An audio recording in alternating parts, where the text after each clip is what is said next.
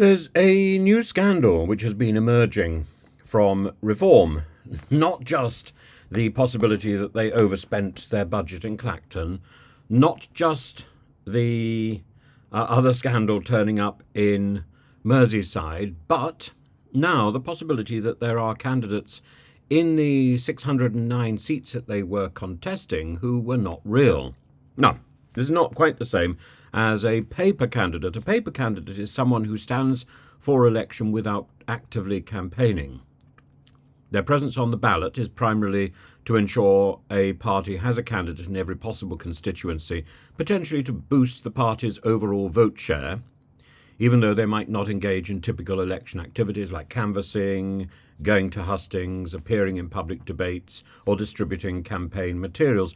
To prove a candidate is real, typically they must submit several documents, including a completed nomination paper, which would also have the signatures of a certain number of registered voters from the constituency itself, so they would need to be collected, a home address form confirming their residence, a consent to nomination, the candidate's agreement in signature form to stand for election, an authorization to use a party description and an emblem if they're standing for a particular party. The process does not require, however, photo identification. So it seems extraordinary, given the fact that we are now required to provide photo ID in order to vote, that a candidate doesn't actually have to produce photo ID in order to stand. It makes it easier for questions about a candidate's legitimacy to arise, especially if there's no digital footprint or visible campaign activity.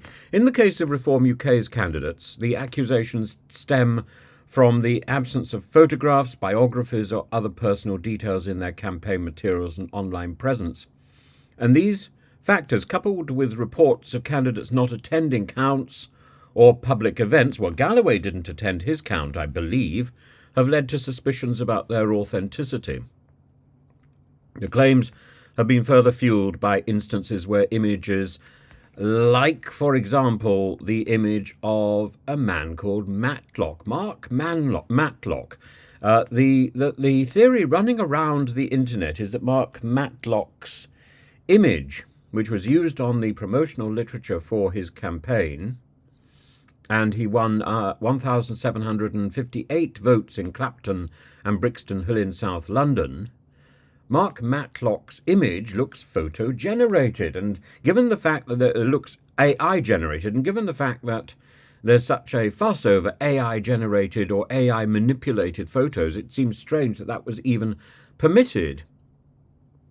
And maybe the current government is going to look into the questions about the security around candidates for the next general election, for upcoming by-elections, of which I'm sure there would be plenty.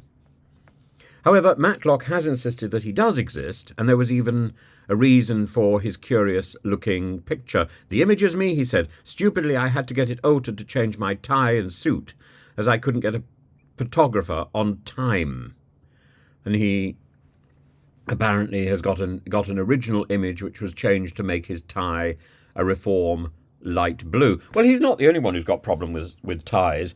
When Gordon Brown was resigning, apparently he had a blue tie on, and just before he popped out of the number 10 door to give his resignation speech from his podium in the street of Downing Street, he realised he got the wrong tie, and he snatched a red tie from Alistair Campbell, who says that he's never got it back. So if Gordon Brown gets to hear of this, maybe Gordon Brown can return the red tie that he took from Alistair Campbell.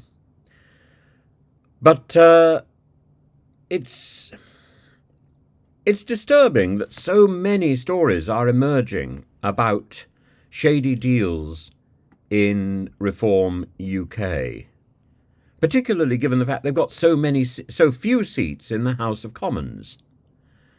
And Private Eye, which looked into this case last week, concluded that Matlock's image, campaign image, is AI generated, and they also concluded that it was a result of him not wearing a turquoise tie, and that they confirmed that he had said, I am a real person, but is he the only example? He's the only example that seems to be cited, and yet the stories running around the internet suggest that there is a plurality of candidates who may or may not be real. As I say, paper candidates are a perfectly common occurrence at general elections and indeed at by-elections, and so that isn't the issue. The issue really is whether or not people are genuine. So if they don't turn up to the count, or if they don't give a concession speech when they are defeated. Liz Truss didn't give a concession speech.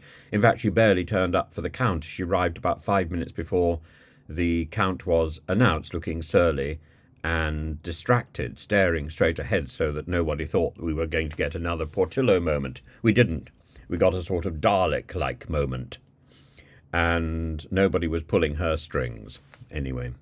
There we are. I'd be very interested to know what you've got to say. The Green Party, for example, told Byline Times about Mark that they hadn't seen or heard from the Reform candidate.